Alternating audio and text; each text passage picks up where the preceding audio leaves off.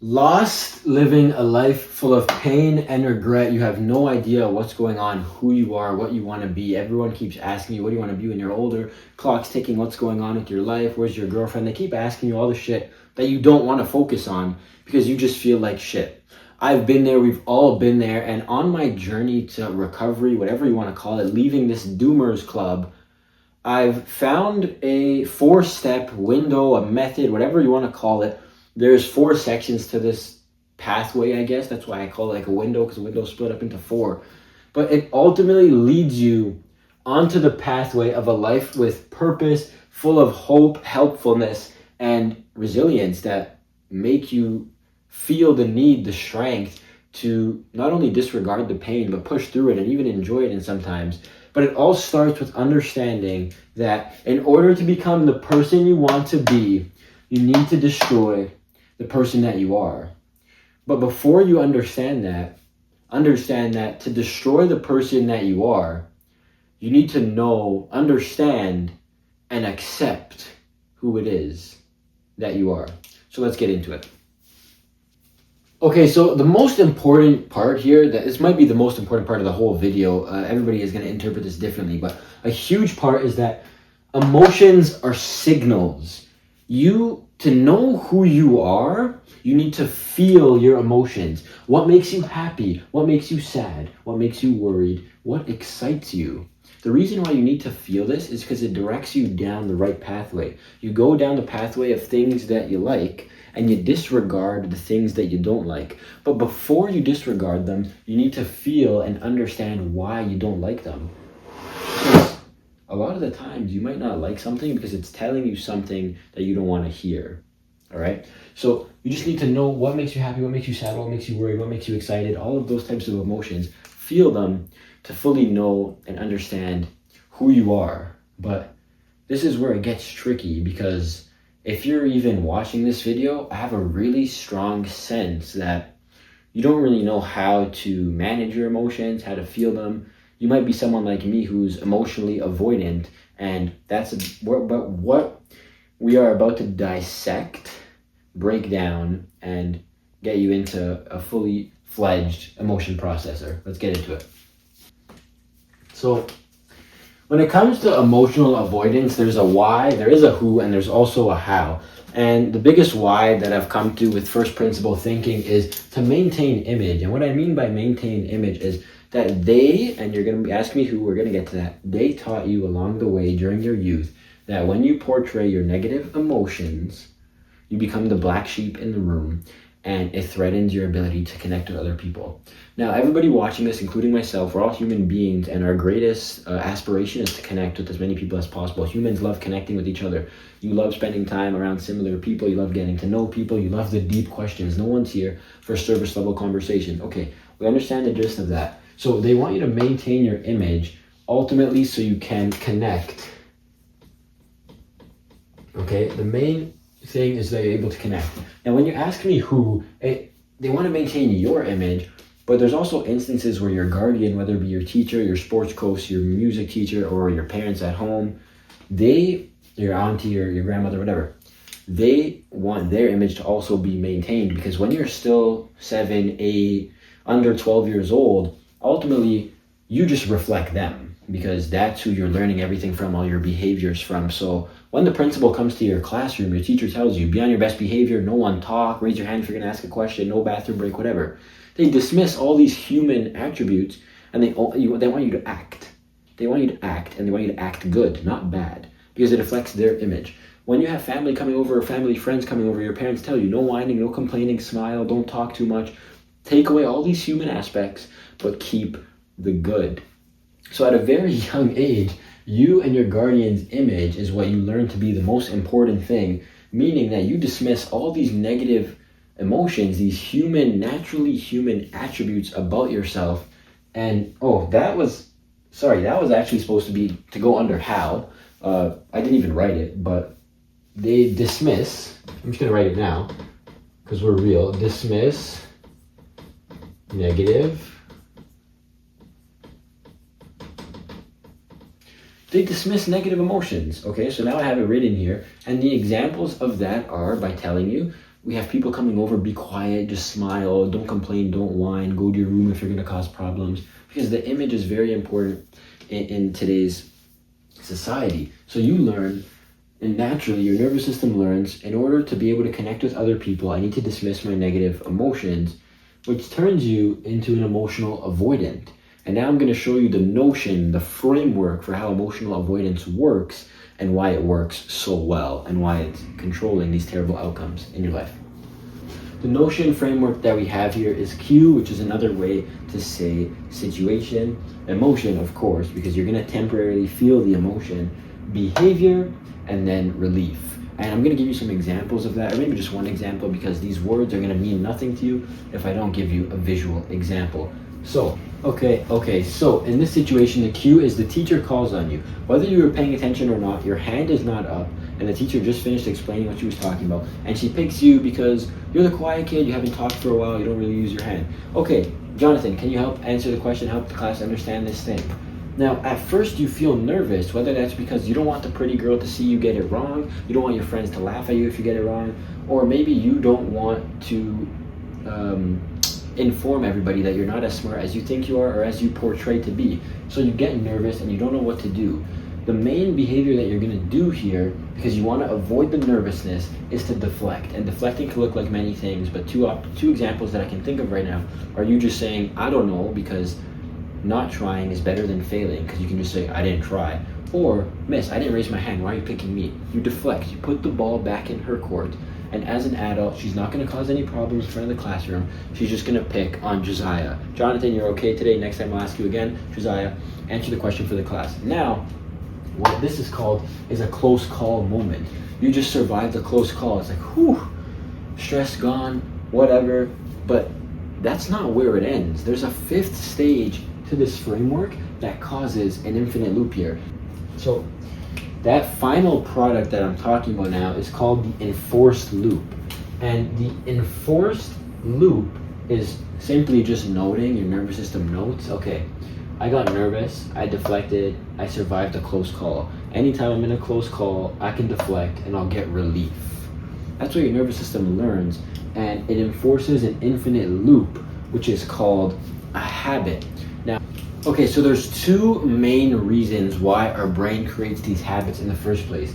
And the first reason is to solve feelings, which we're going to get into in this chart. But I also want to explain that our brain creates habits to save energy. And I want to explain to you what that means. When your brain creates these habits, it allows you to move on autopilot. You already know if you're bored, your brain just opens Instagram without you even thinking about it. When your brain saves a little bit of energy in just that action, it allows you to multitask. It allows you to text and drive, believe it or not. It allows you to talk while watching something, while listening to this, while scrolling on your phone. That's because each action only has to use a small percentage of your brain because it's just relying on your habits. Now, coming back to solving feelings, I have a little chart here to explain something to you. I have feelings and behaviors, and these are just very common things off the top of my head using first principle thinking. A lot of people, when they're bored, they tend to doom scroll. And remember, this doesn't happen consciously. You are guilty, I am guilty, he is guilty.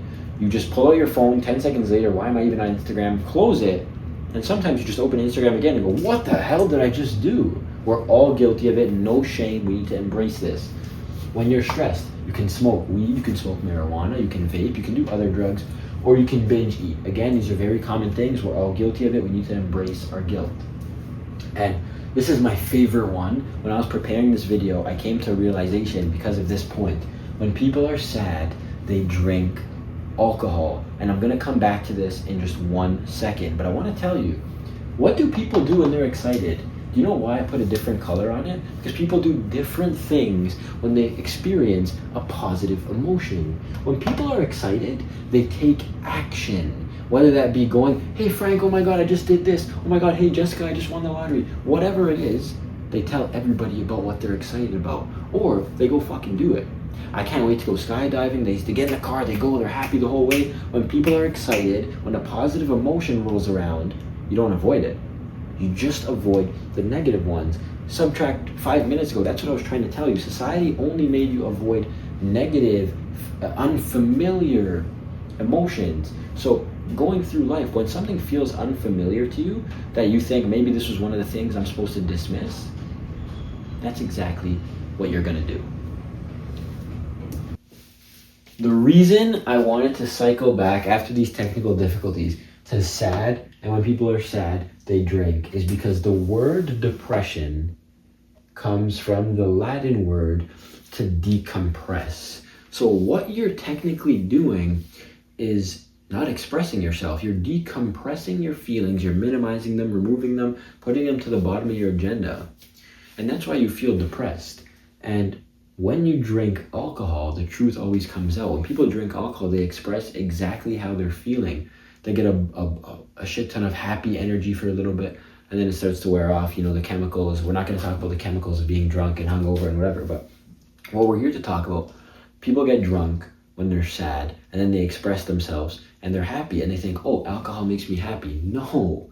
It's what you do when you're drinking alcohol that makes you happy, and that's express yourself. So remember two things. The opposite of depression isn't happiness, it's expression. And when you're minimizing your emotions, decompressing them, moving them to the bottom of your agenda, you're not removing them from yourself, but they're all coming together and actually becoming another version of you, the shadow version of you. Okay, so the shadow self, founded by Carl Jung, is gonna be following you around everywhere you go until you're ready to accept it. And I'm gonna be telling you today how the shadow reveals itself to you, what the shadow is made up of, how the shadow even formed, and the ultimate goal of course, coming back to the source. As I talked about earlier in this video, society, your parental guardians, your teachers, your soccer coaches, everybody taught you that there's parts of you that you need to hide, that you need to dismiss, that you need to put an act on in your life for your social image, because that's going to affect your ability to connect to other people. Unfortunately, we live in a very authoritative world where what your teacher says goes, what your coach says goes, what your parents says goes. Now this is going to lead you to repressing your anger, your sadness, your creativity, your sexuality, your opinions, and even curiosity. So sometimes this is not all bad things, because remember, I don't believe that any of these things are bad. They're all signals to learn from, but the bad things as well as the good things, like curiosity, like sexuality, like opinions, like creativity, they're being repressed. And those are all just what's the word? Those are all just final products of the society that we live in. I brain farted.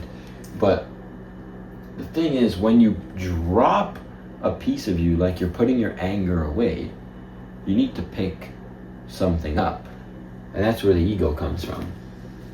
So the thing with your ego is that you drop something and it's being picked up to replace the part of you that's being repressed, to maintain your social image. So we're going to consider your ego like it's a false identity, yes, but we're going to consider it to be like some sense of armor, because you're putting it on you to protect you, your feelings, your image, whatever you're trying to protect. So think about it. You're dropping your anger, your sadness. You don't want people to know you're upset. You don't want people to know you're in pain. So you're going to smile. You're going to become a joyful person. You're always going to be trying to make people laugh. You're always going to be trying to lighten up the mood. You're going to become an agreeable person. Hide your opinions, hide the pain, because you want the conversations to keep flowing. You want to be able to keep connecting with people and being perceived as joyful, agreeable, nonchalant, because you're not going to let things bother you, because to be bothered, you need to explain your opinions. To be bothered, you might have to be upset sometimes. To be bothered, you might be sad sometimes. So now you're a nonchalant person. You don't really have too many cares in the world. You're outgoing. People flock towards you because they can take advantage of you, because you make them feel comfortable, etc. And educated. And the reason why I say you're educated is because when you hide your curiosity, you're only going to speak when you're right. So you're not going to raise your hand if you don't know that answer. You're not going to go to give somebody advice if you don't know what the situation is looking like. So now you look educated. But the thing that doesn't really sit here is the ego is fake, okay? It is plastic.